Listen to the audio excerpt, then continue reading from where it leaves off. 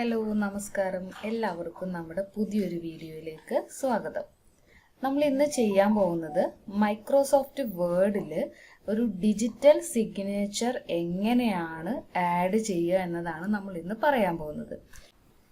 അപ്പോൾ ഞാനിവിടെ ഒരു ലെറ്ററിൻ്റെ ഫോർമാറ്റ് ക്രിയേറ്റ് ചെയ്ത് വെച്ചിട്ടുണ്ട്. ഇതിലാണ് നമുക്ക് ഒരു സിഗ്നേച്ചർ ഇൻസേർട്ട് ചെയ്യേണ്ടത്. അപ്പോൾ ആദ്യം നമ്മൾ ഒരു ലെറ്ററിന്റെ ഫോർമാറ്റ് ക്രിയേറ്റ് ചെയ്ത് വെച്ചു. അതിനുശേഷം ഈ ഒരു ഭാഗത്തായിട്ടാണ് ഒരു ലൈന് നമ്മൾ കൊടുത്തിട്ടുണ്ട്. അതിന് തൊട്ട് മുകളിലായിട്ടാണ് നമുക്ക് സിഗ്നേച്ചർ ഇൻസേർട്ട് ചെയ്യേണ്ടത്. അപ്പം നമ്മൾ ആദ്യം ചെയ്യേണ്ടത് നിങ്ങളുടെ ഒരു സിഗ്നേച്ചർ നമ്മളൊരു പേപ്പറിൽ സൈൻ ചെയ്ത് അത് സ്കാൻ ചെയ്ത് സിസ്റ്റത്തിൽ എപ്പോഴും സൂക്ഷിച്ചു വെക്കുക. അതിനുശേഷം നമുക്ക് എപ്പോൾ ആവശ്യം വരുന്നോ അപ്പോൾ നമ്മൾ ഇവിടേക്ക് ആ പിക്ചർ അല്ലെങ്കിൽ ആ സിഗ്നേച്ചറിന്റെ ഇമേജ് നമ്മൾ ഇവിടേക്ക് ഇൻസേർട്ട് ചെയ്യണം. അപ്പോൾ ഇവിടെ ഇൻസേർട്ടിൽ വന്നിട്ട് പിക്ചർ എന്ന് പറയുന്ന ഓപ്ഷൻ എടുക്കുക. എന്നിട്ട് നമ്മൾ എവിടെയാണ് നമ്മുടെ സിഗ്നേച്ചർ സേവ് ചെയ്ത് വെച്ചിട്ടുള്ളത് അത് ഓപ്പൺ ചെയ്യുക. സിഗ്നേച്ചർ സെലക്ട് ചെയ്യണു. അതിനുശേഷം ഇൻസേർട്ട് എന്ന് പറഞ്ഞിട്ട് കൊടുക്കുക. അപ്പം നമ്മുടെ വേർഡിന്റെ പേജിൽ ഇതേപോലെ വലുതായിട്ടായിരിക്കും ആ ഇമേജ് വരിക. അതിനെ നമ്മൾ കോർണറിലുള്ള പോയിന്റിൽ ക്ലിക്ക് ചെയ്തുകൊണ്ട് നമ്മൾ അതിനെ ചെറുതാക്കി നമ്മുടെ പേജിൽ എവിടെയാണോ സിഗ്നേച്ചർ ആവശ്യം ആ ഭാഗത്തേക്ക് മൂവ് ചെയ്ത് കൊണ്ടുവയ്ക്കുക. ഇപ്പം ഇവിടെയാണ് നമ്മൾ വെച്ചിട്ടുള്ളത്. ഇനി നമ്മൾ ഇതിനെ ഒന്ന് സെലക്ട് ചെയ്തതിന് ശേഷം ഇൻസേർട്ടിൽ തന്നെ വ്രാപ്പ് ടെക്സ്റ്റ് എന്ന് പറയുന്ന ഒരു ഓപ്ഷൻ വരുന്നുണ്ട്. ഈ വ്രാപ്പ് ടെക്സ്റ്റിൽ ബിഹൈൻഡ് ടെക്സ്റ്റ് എന്ന് പറയുന്ന ഈ ഓപ്ഷനിൽ ജസ്റ്റ് ക്ലിക്ക് ചെയ്യാം. അപ്പോൾ ബിഹൈൻഡ് ടെക്സ്റ്റ് ക്ലിക്ക് ചെയ്ത് കഴിഞ്ഞാൽ ഇതേപോലെ നമുക്ക് കിട്ടും.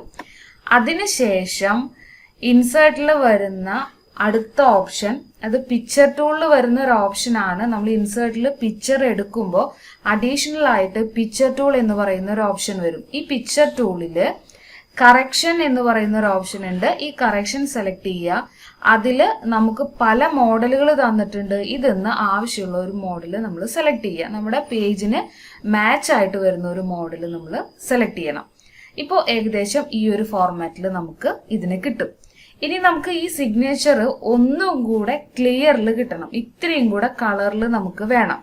അതിനുവേണ്ടി നമ്മൾ വീണ്ടും ആ ഇമേജിനെ സെലക്ട് ചെയ്യുക, അല്ലെങ്കിൽ ആ സിഗ്നേച്ചറിനെ സെലക്ട് ചെയ്തതിന് ശേഷം ഇവിടെ ഇൻസേർട്ടിൽ തന്നെ നമ്മൾ പിക്ചറിനെ സെലക്ട് ചെയ്യുമ്പോൾ വരുന്ന പിക്ചർ ടൂളിൽ ഇവിടെ ആർട്ടിസ്റ്റിക് എഫക്റ്റ് എന്ന് പറയുന്ന ഒരു ഓപ്ഷൻ ഉണ്ട്.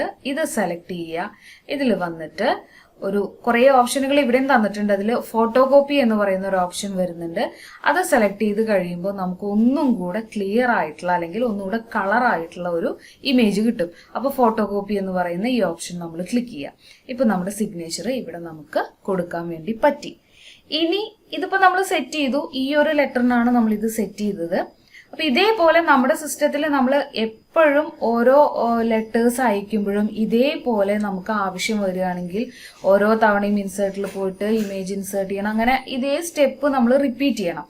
അതിന് പകരം നമ്മൾ ഇതിനെ സെറ്റ് ചെയ്ത് വെച്ച് കഴിഞ്ഞാൽ ആവശ്യം വരുമ്പോൾ ഇത് മൊത്തത്തിൽ നമുക്ക് ഇൻസേർട്ട് ചെയ്യാൻ പറ്റും. അതിനു വേണ്ടി നമ്മൾ ഇനി ചെയ്യേണ്ടത് ഇവിടെ വന്ന് ഈ യുവേഴ്സ് ട്രൂലി മുതൽ താഴോട്ട് നമ്മൾ സെലക്ട് ചെയ്യുക.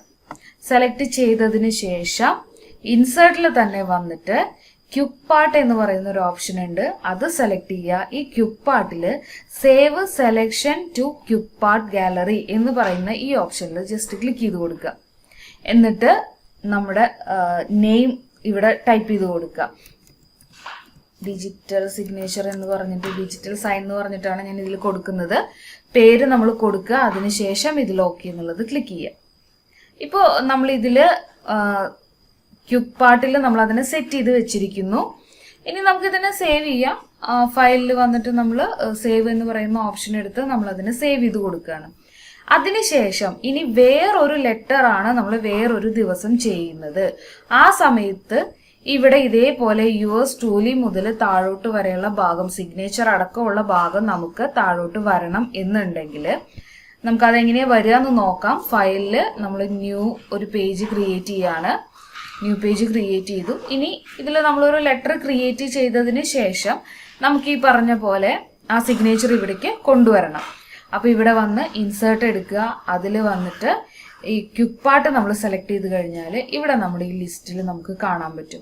അതിലേതാണോ നമ്മൾ വേണ്ടത് അതിന് ജസ്റ്റ് ക്ലിക്ക് ചെയ്ത് കഴിഞ്ഞാൽ ആ സിഗ്നേച്ചറിൻ്റെ ഫോർമാറ്റ് നമുക്ക് ഇവിടെ കിട്ടും. ലെറ്ററും നമ്മൾ ക്രിയേറ്റ് ചെയ്യണം. അപ്പോൾ ഇങ്ങനെയാണ് നമുക്കൊരു ഡിജിറ്റൽ സിഗ്നേച്ചർ എളുപ്പത്തിൽ സെറ്റ് ചെയ്ത് വെക്കാനുള്ള ഒരു മാർഗം. ഓക്കെ, വീഡിയോ എല്ലാവർക്കും ഇഷ്ടമായി എന്ന് വിചാരിക്കുന്നു. വീഡിയോ ഇഷ്ടമായെങ്കിൽ എല്ലാവരും ലൈക്ക് ചെയ്യുക. ചാനൽ ആദ്യമായിട്ടാണ് കാണുന്നതെങ്കിൽ ഒന്ന് സബ്സ്ക്രൈബ് ചെയ്യുകയും കൂടെ ചെയ്യാം. Okay, thank